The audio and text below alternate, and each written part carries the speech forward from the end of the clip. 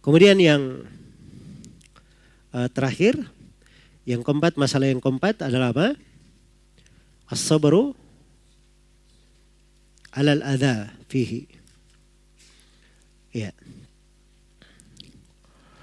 Ar-rabi'atu as-sabru alal adha fihi. Nah, ini di pembahasan kita, pembahasan yang ke-8, kewajiban bersabar. Ya. Masalah yang ke berapa?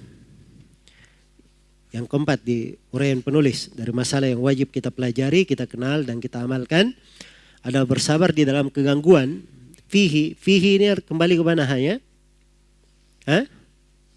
Maksudnya fil ilmi, sabar dalam ilmu. Sabar dalam ilmu maksudnya sabar dalam mempelajarinya, sabar dalam mengamalkannya, sabar di dalam mendakwakannya. Sabar di dalam mendakwakannya. Iya. Baik. Sabar itu artinya habsun nafs ala hukmillah. Sabar itu artinya seorang mengurung dirinya, ya. Seorang mengurung dirinya, memenjara dirinya di atas hukum Allah. Dia tidak keluar darinya.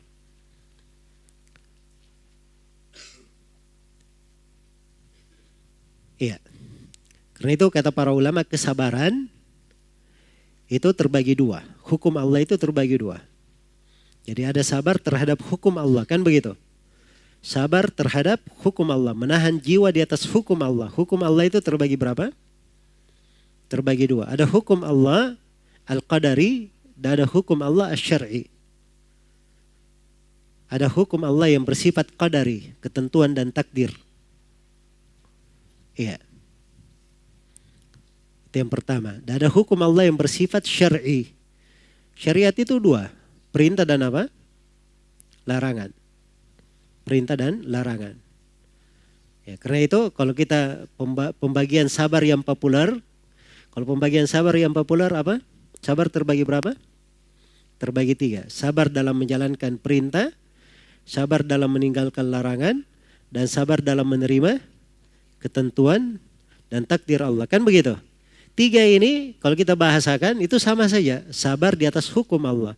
Hukum Allah al-qadari, hukum Allah syar'i itulah menjalankan perintah dan meninggalkan apa? Larangan. Dan hukum Allah al-qadari itulah bersabar dalam menerima ketentuan dan takdir. Jelas ya? Jadi bahasa-bahasa itu, pembagian-pembagian itu memperjelas hakikat dari sabar. Hakikat dari kesabaran. Iya. Baik. Jadi kesabaran ini pada dua hal ya, terhadap hukum Allah Subhanahu wa taala dan terhadap apa? Terhadap syariat, terhadap hukum Allah yang qadari dan terhadap hukum Allah Subhanahu wa taala yang syar'i. Baik. Jadi ini yang disebut dengan kesabaran.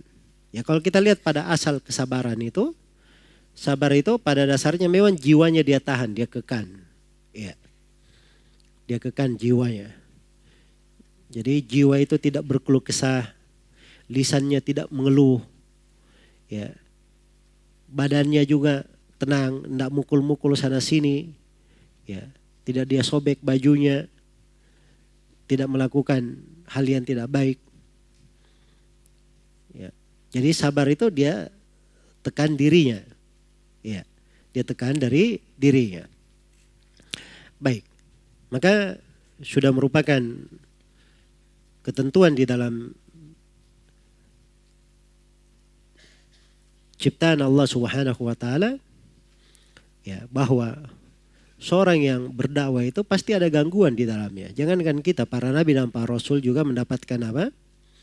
Ujian dan cobaan. Walaqad kudzibat rusulun min qablik fasabaru ala ma kudzibu wa udu hatta atahum nasruna. Telah didustakan para rasul sebelum engkau, wahai Nabi Muhammad. Ini kepada Nabi Muhammad ditujukan ayat ini. Ada para rasul sebelummu telah didustakan. Tapi mereka bersabar terhadap kedustaan yang dilakukan kepada mereka. Dan mereka disakiti. Bukan didustakan saya, disakiti. Sampai datang Nasrullah, datang pertolongan Allah Subhanahu wa ta'ala. Iya. Maka ya seorang itu hendaknya dia membuka dirinya dari akhlak kesabaran. Iya. Dan dengan ujian dan cobaan inilah seorang itu semakin dikuatkan oleh Allah Subhanahu wa taala. Karena seorang mukmin itu ujian dan cobaan itu bagikan pukulan-pukulan datang kepada dirinya.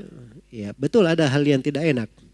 Tapi kalau dia sabar, lama-lama pukulan itu dia sudah terbiasa dengannya, membuatnya semakin kuat.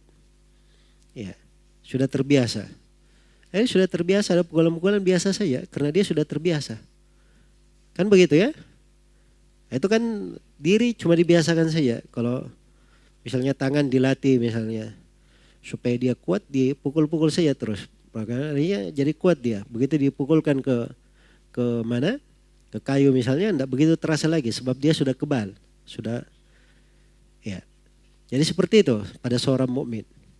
Nah, ujian dan cobaan itu tidak membuatnya mati, tidak membuatnya jatuh. Ya. Di dalam hadits diibaratkan seperti pohon.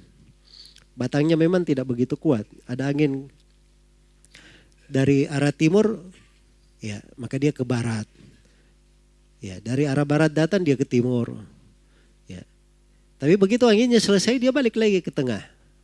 Nah, ini seorang mukmin. Dia balik lagi ke tengah. Akhirnya terbiasa dengan hal tersebut. Ya beda dengan seorang kafir. Orang kafir itu seperti pohon yang kuat kata Nabi. Kena angin tidak goyah. Tapi begitu datang angin lebih besar lagi, langsung patah, tidak balik-balik lagi. Ya, tidak kembali lagi. Nah, ini perbedaan antara seorang mukmin dan seorang kafir. Baik. Jadi kesabaran ini dari akhlak yang sangat mulia dan dari perkara yang sangat penting untuk dipelajari.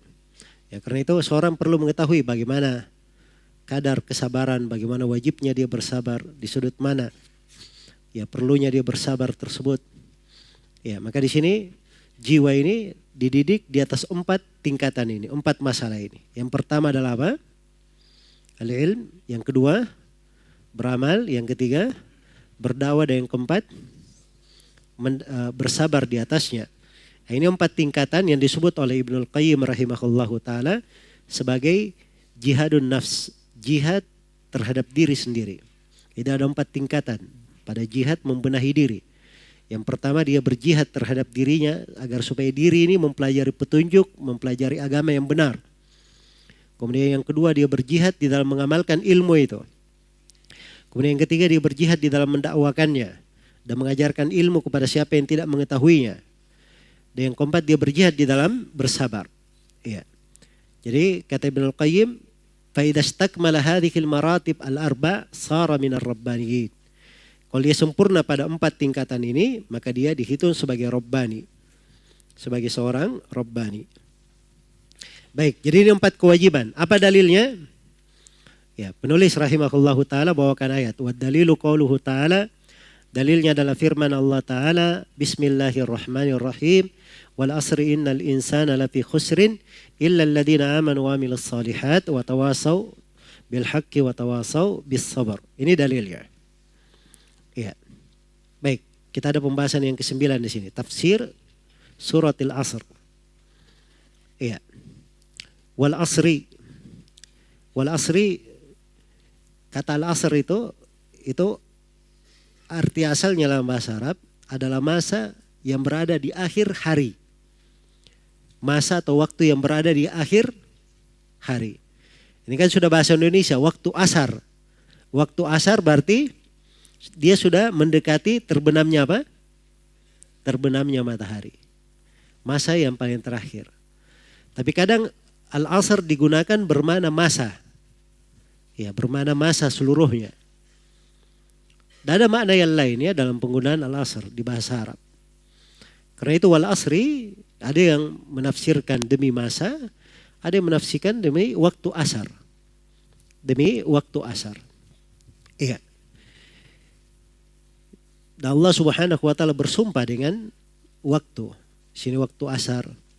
Ada sumpah wadduha wal laili idza saja, demi waktu duha dan demi malam. Wal fajri, demi waktu fajr. Hah? Dan seterusnya ya, dari sumpah-sumpah dengan apa? Dengan waktu. Allah bersumpah dengan umur nabinya, la amruka. Demi umurmu wahai Nabi Muhammad. Ini semuanya perkara yang diagungkan dan dibesarkan di sisi Allah Subhanahu wa taala. Karena pada waktu inilah seorang bisa memperoleh keberuntungan amalan salih, dan waktu ini pula yang menyebabkan orang-orang yang merugi menjadi merugi, orang yang bangkrut menjadi bangkrut. Iya. Menjadi orang-orang yang sengsara di dalamnya. Karena itu pada waktu ini terdapat berbagai ibrah, pelajaran, keajaiban dan renungan. Ya, maka Allah bersumpah dengannya, mengingatkannya, wal asri, demi waktu asar. Biasanya sumpah ya itu untuk menegaskan sesuatu. Untuk menegaskan sesuatu. Apa yang ingin ditegaskan? Ya. Innal insana lafi khusrin. Sesungguhnya manusia benar-benar dalam kerugian. Jadi ini ayat luar biasa ya, 3 kali dikuatkan. Ini kalau air ya, pernyataan. Ini air. Ini air minum saya. Kan begitu? Ya, kalau ingin saya tegaskan bahwa ini punya saya bersumpah demi Allah ini air saya. Kan begitu? Ya, ingin lebih saya tegaskan lagi, ya, saya bersumpah demi Allah, sungguh ini air saya. Ini sudah 2, ada kata sungguhnya. Ya, ingin saya lebih tegaskan lagi, demi Allah, sungguh ini air betul-betul milik saya, ada betul-betulnya. 3 penegasan. Itu kan untuk menguatkan uslub. Ini ayat 3-tiganya ada di dalamnya. Sudah wal asri sumpah, innal insan. Inna itu sudah untuk penegasan juga. Lafi khusrin, betul-betul dalam kerugian. Ya, dan ini mengingatkan kepada kita semua tentang waktu ini dan hakikat dari kehidupan manusia. Bahwa manusia ini asal hidupnya semuanya merugi. Kecuali siapa yang diperkecualikan. Ya, di dalam ayat ini. Nah, dan ini ada ayat yang semisal dengannya. Ada yang semisal dengan ayat ini. Sebenarnya yang semisal ayat ini banyak ya, cuman ada ayat yang dekat. Tidak jauh dari ayat ini. Ada yang bisa sebut di mana tempatnya?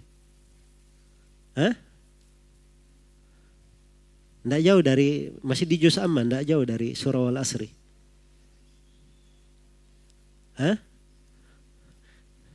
Saya dekatkan, kalau kita buka mushaf, surah Al-Asri ini sebelah kanan. Sebelah kanan paling mana? Paling atas kan? Dia sisa buka 1, 2 ke belakang, 1, 2, dia paling atas juga. Surah apa itu? Surah Wat-Tin. Wat-Tin waz-Zaitun wa Turi Sinin wa hadzal baladil amin laqad khalaqnal insana fi ahsani taqwim thumma radadnahu asfala safilin. Ini semua manusia begitu. Akan dikembalikan kepada asfala safilin. Ini kehancuran sama kerugian. Illa baru dikasih perkecualian. Sama di sini perkecualian juga. Ya. Jelas ya? Ya, renungan dari Al-Quran yang semisal dengannya itu banyak tempat. Cuman kadang kita yang kurang perhatian. Kurang perhatian. Dan ini penegasan banyak dalam Al-Quran ya. Bahwa manusia itu berada dalam kerugian. Illa. Kecuali siapa? Illa alladhina amanu. Kecuali orang yang beriman. Wa amilus salihat. Dan dia beramal dengan amalan yang salih. Wa tawasaw bil haqq. Ya. Jadi kalau dikatakan innal insana, sesungguhnya manusia, jenis manusia, siapa saja dari manusia. Semuanya namanya manusia. Lafi khusrin, dalam kerugian. Kerugian, kekurangan, kebangkrutan, kebinasaan. Ya, dan khasir itu lawan orang yang beruntung. Ya. Khasir itu lawan orang yang berbahagia. Dan kerugian itu beraneka ragam, bertingkat-tingkat. Ada yang ruginya rugi sempurna, ada yang ruginya sebagian. Rugi sebagian, untung sebagian. Ya, ada ruginya besar, ada yang ruginya kecil. Ada yang rugi di dunia, untung di akhirat. Ada yang rugi dunia dan akhirat. Nah, jadi kerugian itu beraneka ragam. Iya. Tapi secara umum manusia itu kena kerugian. Kecuali siapa? Illa. Diperkecualikan di sini 4 sifat. Inilah yang disebut oleh penulis 4 masail. Illa alladziina amanu. Kecuali orang yang Orang yang beriman. Iman itu adalah al-iqrar, keyakinan, dia mengakui. Iman itu ya keimanan ya, dan beramal dengannya itu tidak mungkin kecuali dengan apa? Dengan ilmu. Sebab iman itu dari dasarnya dan apa yang mengembangkan keimanan semuanya terkait dengan apa? Dengan ilmu. Jadi illal ladzina amanu ini terkait dengan ilmu. Ya. Ini masalah yang pertama ya. Wa amilus salihat, dan beramal dengan amalan yang salih. Beramal dengan amalan yang salih. Ya, ini seluruh dari amalan yang salih, yang zahir maupun yang batin. Kemudian yang ketiga, watawasau bil haq, saling berwasiat dengan kebenaran. Inilah berdakwah. Ya, dia menasihati sebagian orang, berwasiat, sebagiannya berwasiat kepada sebagian yang lain, mengajak kepada sebagian yang lain. Itulah hakikat dakwah di jalan Allah Subhanahu wa taala. Baik. Jadi illal ladzina amanu, kecuali orang yang beriman ya. Kita tadi katakan beriman itu apa? Ilmu. Tidak ada iman kecuali dengan ilmu. Iya. Dasar keimanan dan kesempurnaan iman semuanya dibangun di atas apa? Di atas ilmu. Kemudian yang kedua, wa amilus salihat. Beramal salih. Ini bukan maksudnya jenis amalannya, tapi maksudnya amalannya. Ya, dari apa namanya? Poin-poin amalan khusus yang dia lakukan. Amalan ikhlas dia lakukan karena Allah. Kemudian watawasau bil haq, saling berwasiat dengan apa? Dengan kebenaran. Nah, inilah berdakwah di jalan Allah Subhanahu wa taala. Watawasau bis sabar, dan saling berwasiat dengan apa? Dengan kesabaran. Nah, inilah bersabar di atas gangguan. Baik. Jadi ini semuanya 4 tingkatan. Ya, tertera di dalam ayat ini. Selesai tafsir surah Al-Asri. Berikutnya yang ke-10 syarah qauli Asy-Syafi'i rahimahullah. Penjelasan ucapan Imam Asy-Syafi'i rahimahullah. Itu ditambah alif ya, kurang. Asy-Syafi'i rahimahullah. Ya. Penjelasan ucapan Imam Asy-Syafi'i rahimahullah. Imam Asy-Syafi'i berkata, ya. Qala Syafi'i rahimahullah, "Law ma anzalallahu hujjatan ala khalqihi illa hadhihi surata lakafathum." Andai kata Allah, seandainya Allah tidak menurunkan hujjah buat makhluknya kecuali surah ini, maka sungguh surah ini telah mencukupi bagi mereka. Iya. Lakafathum, mencukupi bagi mereka, maksudnya mencukupi dalam tegaknya hujjah atas mereka. Dan kewajiban dalam menjalankan hukum Allah Subhanahu wa taala. Iya. Baik. Jadi bukan maksudnya di sini cukup surah ini dalam menjelaskan seluruh perkara agama, enggak. Ya, masalah sholat, zakat, puasa, bukan itu maksudnya ya. Tapi di sini cukup di dalam menegakkan hujjah atas makhluk. Iya. Dan cukup di dalam kewajiban untuk menegakkan, untuk melaksanakan perintah Allah Subhanahu wa taala. Baik. Jadi ini yang dimaksud lakafathum. Nah, jadi siapa yang sempurna pada surah Al-Asri ini, memang disitulah dia memperoleh kesempurnaan yang sebenarnya. Karena kalau dia berilmu kemudian mengamalkan, maka ini dia sempurna pada dirinya. Kalau dia dakwakan dan dia bersabar, dia menyempurnakan orang lain. Dia menyempurnakan orang lain. Ya. Maka ini yang dibahasakan oleh Ibnu Al-Qayyim, bahwa surah ini ringkas tapi dari surah-surah Al-Quran yang sangat luas cakupannya, mengumpul segala kebaikan. Baik. Kemudian yang terakhir, yang ke-11, syarah qaulil Bukhari rahimahullahu taala wastidlaluhu bi ayati Muhammad. Ya. Kita telah menjelaskan mana ucapan Al-Imam Asy-Syafi'i rahimahullahu taala. Iya. Dan memang ucapan ulama tentang surah Al-Asr ini yang menjelaskan tentang cakupannya yang luas, itu ada komentar dari sejumlah ulama. Telah saya sebutkan juga tadi dari Ibnu Al-Qayyim rahimahullahu taala. Iya. Adapun Imam Ibnu Rajab rahimahullah, beliau berkata tentang surah Wal Asri ini, hadhihi suratu mizanun lil a'mali yazinul muslimu biha nafsahu fayubayyina lahu biha ribahahu min khusranihi. Jadi surah ini adalah timbangan untuk amalan. Surah ini timbangan amalan, di mana seorang mukmin dia menimbang dirinya dengan surah ini. Dia periksa dirinya dengan surah ini agar supaya tampak dia ini beruntung atau merugi. Pembahasan yang ke-11, syarhu qaulil Bukhari rahimahullahu taala wastidlaluhu bi ayati Muhammad. Penjelasan ucapan Imam Al-Bukhari rahimahullahu taala dan pendalilan beliau berupa ayat surah Muhammad. Ini yang di akhir dari risalah yang pertama. Berkata Al-Bukhari, berkata penulis rahimahullahu taala, wa qala Al-Bukhari rahimahullahu taala, babul ilmi qabla al-qawli wal amal. Wa dalilu qawluhu taala, fa'lam annahu la ilaha illallah wastaghfir li dhanbik. Fabada'a bil ilmi qabla al-qawli wal amal. Iya.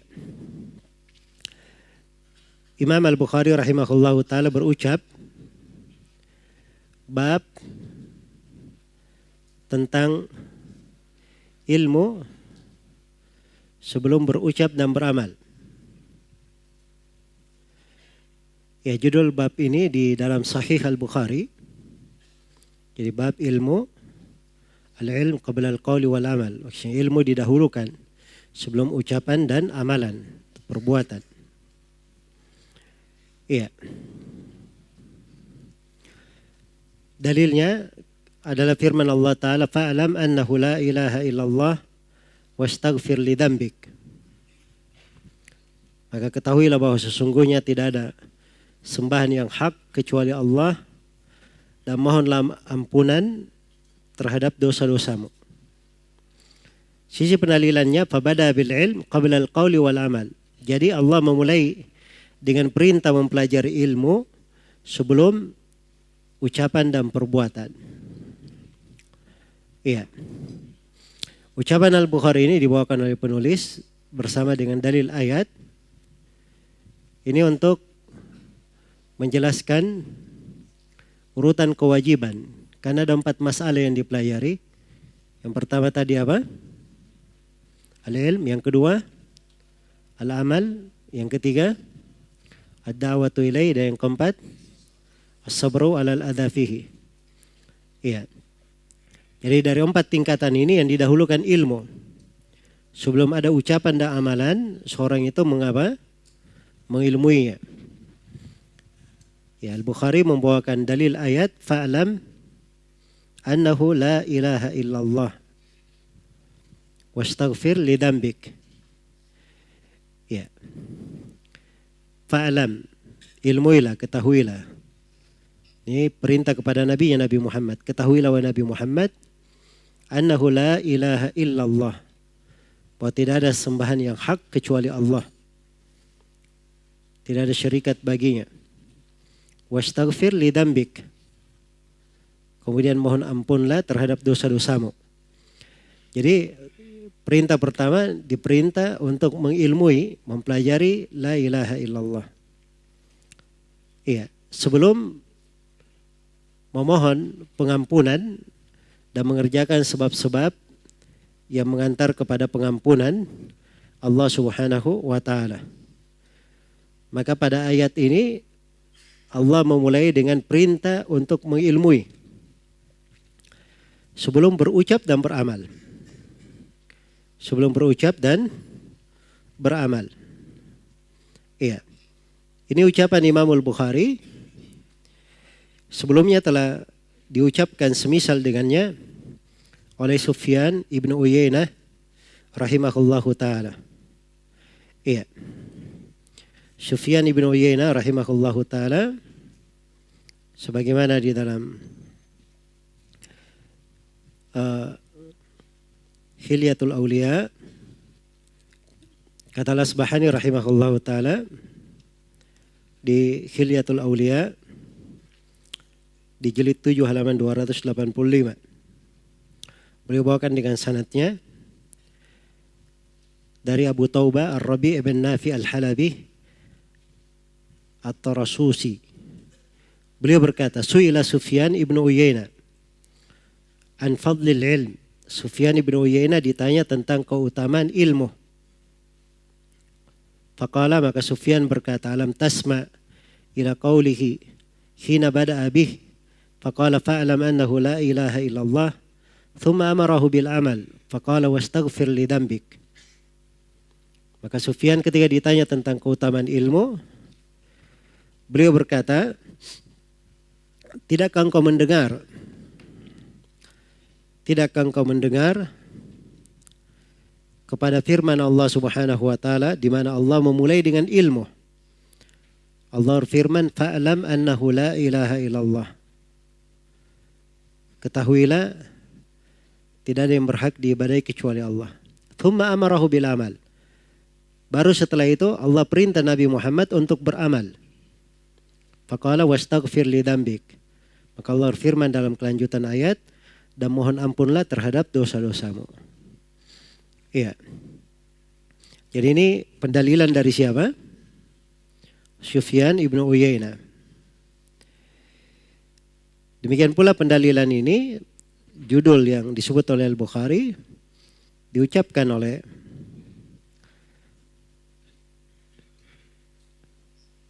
salah seorang ulama setelahnya,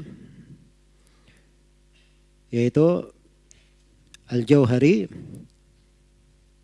Al-Ghafiqi rahimahullahu ta'ala dalam Musnad Al-Muwatta.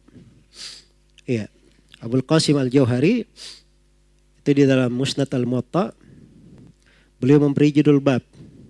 Kata beliau, babul ilmi qabla al-amal. Bab ilmu sebelum amalan. Liqaulillahi azza wa jal, berdasarkan firman Allah azza wa jalla, fa'lam annahu la ilaha illallah. Ketahuilah bahwa tidak ada yang berhak diibadahi kecuali Allah Subhanahu wa taala. Baik. Jadi ini ucapan dari para ulama, pendalilan Al-Bukhari rahimahullah dengan ayat ini telah ada ya di kalangan para salaf pendalilan-pendalilan ini. Ada dari sebelum Al-Bukhari dan ada dari setelah Al-Bukhari rahimahullahu ta'ala. Karena itu ilmu adalah imamnya amalan. Ilmu itu imamnya amalan. Ilmu di depan. Amalan di mana? Di belakang, mengikut. Ilmu itu adalah pemimpinnya. Dan amalan bermakmum mengikut di belakangnya. Iya. Maka amalan yang tidak mengikut kepada ilmu itu tidak bermanfaat. Itu tidak bermanfaat, bahkan bisa membahayakan. Sebagaimana ucapan sebagian as-salaf, man abadallaha bighairi ilmin kana ma yufsidu aktsara mimma yuslihu. Siapa yang beribadah kepada Allah tanpa ilmu, maka apa yang dia rusak lebih banyak dari apa yang dia perbaiki. Apa yang dia rusak akan lebih banyak daripada yang dia perbaiki. Baik. Jadi ini pembahasan dari ucapan Al-Bukhari menunjukkan pentingnya ilmu sebelum amalan. Ini pembahasan sudah berlalu ya di kitab yang pertama yang kita kaji tentang Al-Manzumah Al-Mimiyah karya Al-Hafidh Al-Hakami rahimahullahu ta'ala. Baik, selesai sudah risalah yang pertama. Penjelasan tentang 4 masalah yang wajib dipelajari yang terkandung di dalam surah Wal Asri. Iya. Dan ini hubungannya dengan pembahasan Thalathatul Usul jelas. Bahwa ada ilmu yang wajib dipelajari yang tidak boleh seorang itu jahil terhadapnya. Dan ada dari bentuk amalan dakwah dan kesabaran yang wajib terhadap setiap muslim dan muslimah.